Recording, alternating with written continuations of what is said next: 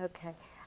Talk to me a little bit about his collaboration with Arnold Varga. I think that was a very enriching experience for the whole of Pittsburgh. Well, Al and Arnold Varga did a lot of advertising. Actually, it was probably pretty much freelance for Horns.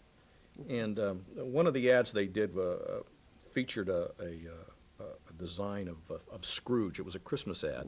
Don't remember what it says, but the image of Scrooge I've seen on T-shirts and in books everywhere. Arnold did this image. And I think one of the reasons that this collaboration was so good was not because Al Van Dyne was a great writer and Arnold Varga was a great designer. It was because they were both great communicators. And Arnold, though his forte was design, understood language, and Al, though his forte was language, understood design. And when you put the two of them together, the sky was the limit. You got wonderful things. He wrote, I remember a lot of the stuff that Al did for Horns at the time, or at least one of the things I remember was a poem. It was about, it was also a Christmas ad. It was a poem about a pine tree.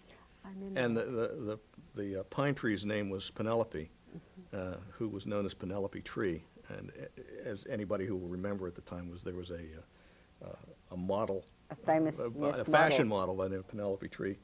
And there was a line from it about Penelope's relatives. And the line was, father's gone, a table leg, and brother's off to tournaments, a hockey stick in Winnipeg. I don't know what it had to do with Christmas, but it was wonderfully memorable. But Al's style of writing was so much, was so easy for everybody to get involved in. He was always, I think his style was that anybody could enjoy it. He never was elitist, even though he is a great writer.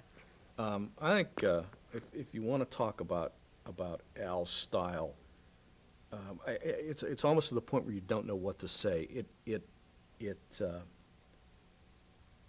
His style was grounded in an understanding of language and grammar, and it's like anything else. You know, before you can play Beethoven, you have to sit at the piano and practice the scales for a long time. And I think that his love of language was rooted in the fact that he understood it so well. And once you know the rules, then you can go about turning them into a scroll work. And that's exactly what he did. Someone would write a sentence, Al would write the same sentence, and it would soar. Yeah. That's certainly true. That's certainly true of all his writing today. Thank you very much, Steve. You're welcome. It's my pleasure. Yeah, the sword line, that was nice. That was nice.